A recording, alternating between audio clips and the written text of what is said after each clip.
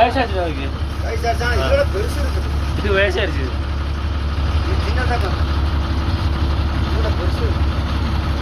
நல்ல அழகா இருக்கு.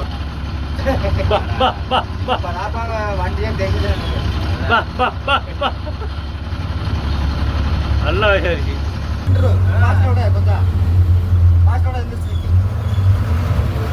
ஏன் உள்ள குந்துற போகுது.